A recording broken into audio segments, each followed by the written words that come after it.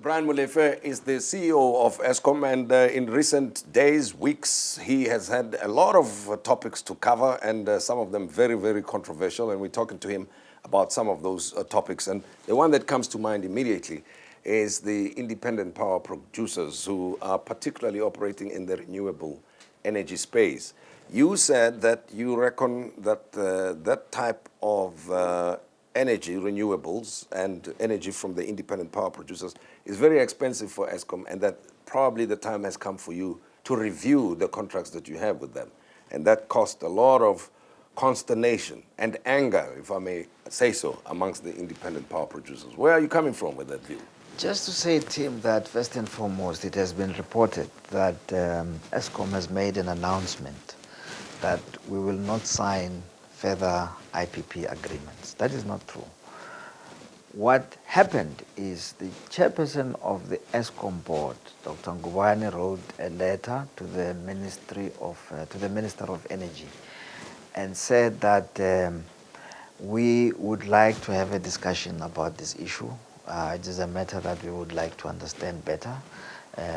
From our limited understanding of these IPPs, we have some discomfort, but we would like to discuss. It was a very confidential letter.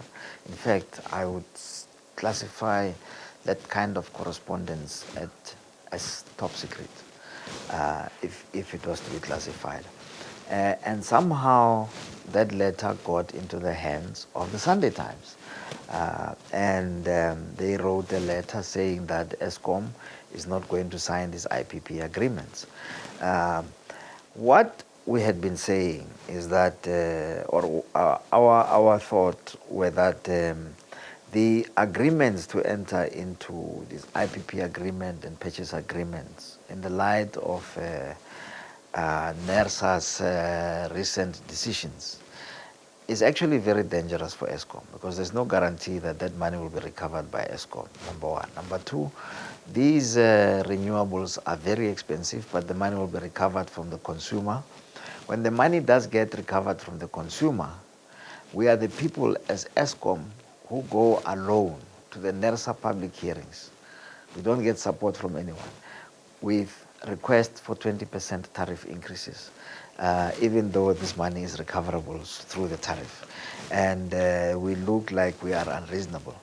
So we just wanted to have a conversation to understand how this thing is going to work. Can you just explain it, simplify it for me? How much money is involved here? How much money that goes to the independent power producers or renewables comes from the tariff hikes and so forth? So we've got a perspective of which portion of the hikes that you ask for from NERSA goes to the IPPs.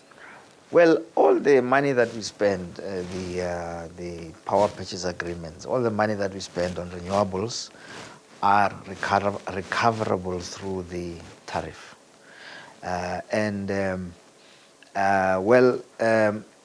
We think that in certain instances it is very expensive. For example, there was a transaction that we were supposed to sign at 100 megawatts. That was going to cost, over the life of the transaction, 63 billion rand. And that was going to sell electricity at peak at 5,000 rand. So we were going to buy the electricity at 5,000 rand and resell it at 830. And the difference would be recoverable from the consumer, basically. And we're uncomfortable with that. I know that everything has been agreed to, but I am, for example, required to attach my signature. And all I was saying was, before I attach my signature, I need to understand how this thing works, so that in future, if there is an inquiry, I can be able to answer questions, as my signature will be appearing there. That's all. Which leads me to the point of nuclear energy. And again, it goes back to where we started, that you being the proponent of nuclear energy seems to be serving vested interests, which may include Oak Bay, the Gupta family, and that's about the sum total of the argument. Why do you feel so strongly that South Africa should go the route of nuclear even though those who disagree with you say that there are cheaper ways of providing the same energy, and if anything, this nuclear route is going to ruin the country. It's terribly expensive.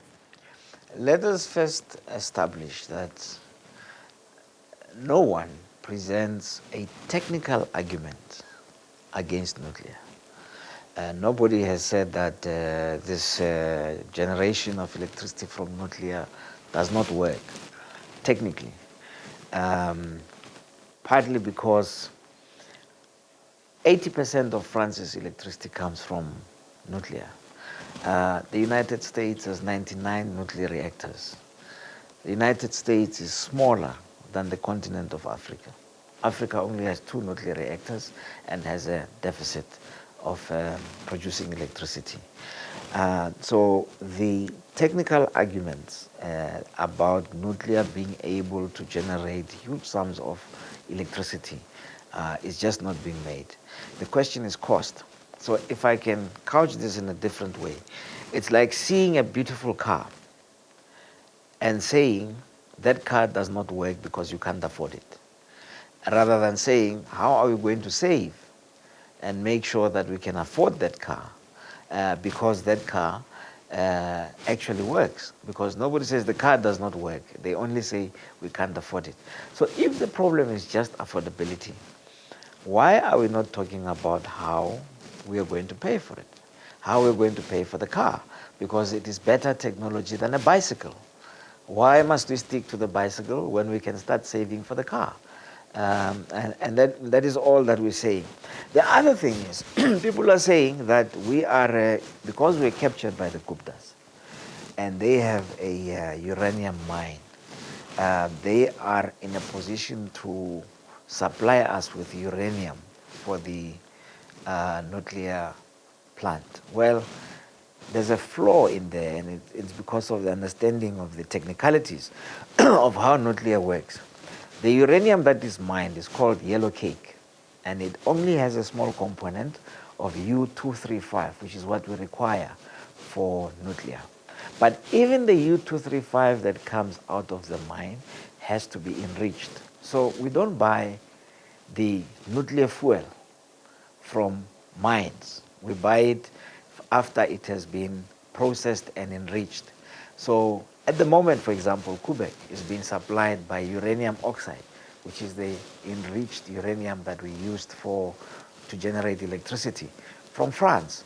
So with the Gupta mine, it's not possible for us to go and buy uranium directly there and use it at Quebec or at any power station. And I think it is just people not understanding how the system works. They must find a place to sell their uranium yellow cake or their mined raw uranium, and it has to be enriched somewhere. The process of enriching uranium is highly controlled by international organizations, and we only buy enriched uranium from credible organizations. At the moment, as I say, we buy from Arriva in France. Now, there's another matter, with the new power plants coming on stream. Everything is controversial in your space now, right? Can give you my own electricity bill now and say, can you please sort it out right here? The Ingula project was unveiled recently, and it's one of the projects that probably Eskom is very proud of, but the recent reports suggest otherwise, that there are serious cost overruns that may have been deliberately manipulated. That's the implication of the reports. Carte Blanche, for instance, suggested the same, that the amount of money spent on that project got completely out of control over a period of time. Well, I mean, Ingula is on the contract, the type of contract is such that the initial amounts are not binding to the contractor. Because the contractor typically contracts in such a way that they say, we're going to dig a tunnel under a mountain, and a tunnel that will be dug at an angle, and we don't know what we're going to meet. So the contract is called remeasurable. So we would like to retain the ability to remeasure the contract as we go, and that is stated upfront. And so the initial costs estimates you cannot hold the contractor to them. However, every time the contract gets remeasured, and Ngula was remeasured several times because of problems that arose. Every time it gets remeasured, the application for the remeasurement is reviewed by a set of independent engineers and accountants. Total cost of Ngula was 29 billion. Not the 36 billion that Carte Blanche was talking about. In fact, when the Carte Blanche program was aired, they said that when we say that when the president was there, Ngula was generating 1,000 megawatts of electricity, we were lying. But it's because of Carte Blanche doesn't understand how the engineering works. What happened on that day is that 3 units of 333 megawatts had been synchronized to the grid. So they were putting electricity into the grid. But these units were not yet in commercial operation. Only one of them was in commercial operation. But not being in commercial operation does not mean that the unit does not generate electricity. It does. It just means that it is still being tested. It's like when you're driving a car with the first 1,000 kilometers of the car, just to make sure that the engine is running properly. And since then, the other 2 units have been put in commercial operation, Sure. Despite Carte Blanche having said that they will not come into commercial operation before 2017. I want to link this to the treasury. That whatever the amounts of money that were spent on the project, are they beyond reproach? Even with treasury, are they familiar with all the costs that were incurred as a result of this project? Yes. They have been audited. Our books get audited all the time by an independent set of auditors that is appointed by the Auditor General. And as you know, in the last year, we did not get adverse audit findings. We actually do not have audit qualifications, not even matters of emphasis. And the Ngula project was not mentioned at all.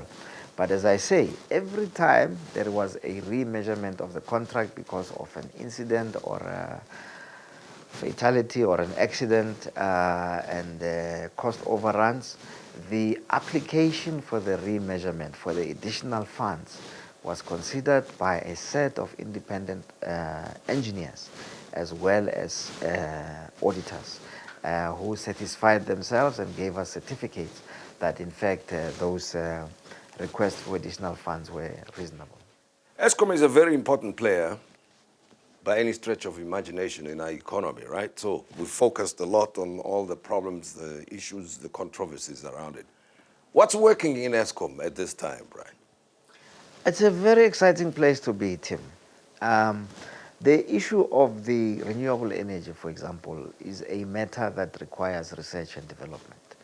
And so an opportunity has arisen here at Eskom where we have established an R&D department that looks at new technologies, new ways of generating electricity. Storage, for example, for solar, storage for wind, so that it can become relevant to the problems that we have. It is just exciting to see young people coming in and joining our research and development department. And I believe that we will be showing you some of the activities at our R&D department. The fact that there is a lot of electricity theft and the fact that sometimes people make mistakes that sometimes cost lives when they handle electricity is an opportunity to educate the nation about the dangers of electricity and how it should be handled. And so we are embarking on an education campaign to show people the dangers of stealing cables or of entering areas where people are not authorized to enter, but also in the way that you handle electricity so that it is safe, to make electricity safe. And I believe that some of those initiatives will also be brought to Soweto TV so that people can see them. We also have a campaign to convert as many people as possible in South Africa to prepaid. Because with prepaid, you can manage your electricity consumption, you can see what you're doing, you can buy electricity during different times of the month. It cuts the cost of having a department that just does billing, so there's no need for billing. It will work as efficiently as it works with the cellular phone industry, where people buy airtime, not getting telecom accounts at the end of the month, but you buy airtime that is prepaid, and when it is about to be finished, you replenish, and you manage your life much better and your budget much better with a prepaid. And we will be also embarking on campaigns to educate and talk about this. Well, very brief question, but important nevertheless. How are you feeling now? It's been a very stressful time. How are you coping with that? It's been very exciting, lots of adrenaline. The most important thing, Tim, is that when I came to Eskom last year in April, we had load shedding, and the liquidity of the financial liquidity of the company was in question, as well as the going concern from a financial point of view was a big concern of the auditors. And for me, it has been very fulfilling that now we've had 1 year of no load shedding. The company has turned around from a financial point of view, and in fact we posted a profit, and we are in a healthier financial position, and that we can now focus on, for example, completing the remaining 10%, because South Africa is at 90% electrification. There's 10% of our fellow South Africans who still do not have electricity, mainly in Eastern Cape, KwaZulu and Limpopo, and that we can complete that remaining 10% and be able to announce at some point in the near future or at some point in the future that everybody who lives in South Africa has access to electricity, which was not the situation in 1994, when the vast majority of people did not have electricity, especially in the rural areas. So these are exciting projects. These are exciting times to finish, to get to universal access, and to resolve some of the distribution problems that we have. Brian, thank you very much. Thank you very much. And of course, you know, it never ends. We will be talking to you very soon. Thank you very about much. other emerging matters. Much appreciated. Thank you very much. That's the CEO of Eskom, explaining to us a whole variety of topical, controversial issues that have emerged in recent times, and of course the other initiatives to take information and education about Eskom to the viewers. Well, you probably have seen the Eskom journey. We have started with a series of such programs, but there are a whole number of initiatives that this big organization of 45,000 people are involved in, the organization is involved in. And from us, we hope you found this very interesting.